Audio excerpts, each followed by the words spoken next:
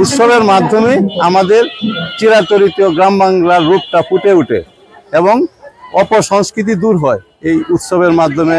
আমরা মূলত বিভিন্ন দিন, আজকে 4 দিন ব্যাপী আমাদের সাংস্কৃতিক অনুষ্ঠান আছে। আমাদের এই বছর চাই যে আনন্দঘন উৎসবমুখর পরিবেশে আমাদের উৎসবটা সম্পন্ন করতে চাই এবং এটা সকলের সহযোগিতা চাই আমরা।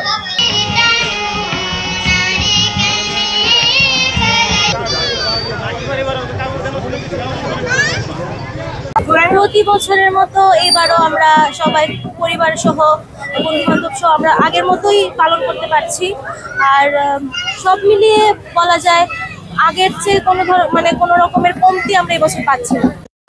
ষষ্ঠী, সপ্তমী, অষ্টমী, নবমী দিন দিন আমাদের উৎসবটা বাড়তে থাকে। ষষ্ঠীতে যেটা হয়, সপ্তমীতে আরেকটু মানুষের ভিড় হয়, আমরা আমাদের সবাইকে নিয়ে একসঙ্গে হই।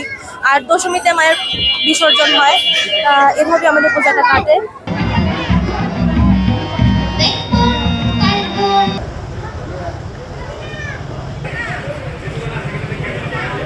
আমরা সার্বজনীন মনে করি, আমরা সনাতন ধর্মাবলম্বীদের পূজা আমরা মনে করি না। এখানে সর্বস্তরের মানুষ, সব ধরনের মানুষ, সব পেশা এবং শ্রেণীর মানুষ এখানে অংশগ্রহণ করে এবং এই 4 দিন আমরা সবাই মিলে একাকার হয়ে যাই। এখানে আমরা মধ্যে কোনো সাম্প্রদায়িক কোনো চিন্তা বিধিনিষেধ থাকে না।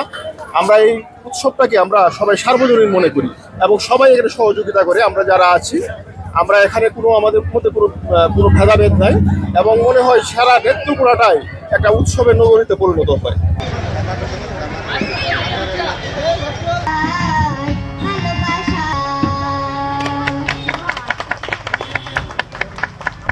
তা আমরা জেলা প্রশাসন ইতিমধ্যেই সকল পূজা মণ্ডপের যারা দায়িত্বপ্রাপ্ত সভাপতি, সেক্রেটারি তাদেরকে নিয়ে এবং আইনশৃঙ্খলা বাহিনী নিয়ে আমরা প্রস্তুতিমূলক সভা করেছি। সরকারের তরফ থেকে যে বরাদ্দ ছিল সেগুলো আমরা তাদের হাতে পৌঁছে দিয়েছি। আর আইনশৃঙ্খলা পরিস্থিতি, আমাদের আইনশৃঙ্খলা সংক্রান্ত মিটিং হয়েছে এবং গতকালও আমরা আইনশৃঙ্খলা সংক্রান্ত কোর কমিটির মিটিং করেছি। আমাদের সকল আইনশৃঙ্খলা বাহিনী, সকল ইউনিট তারা প্রস্তুত আছে।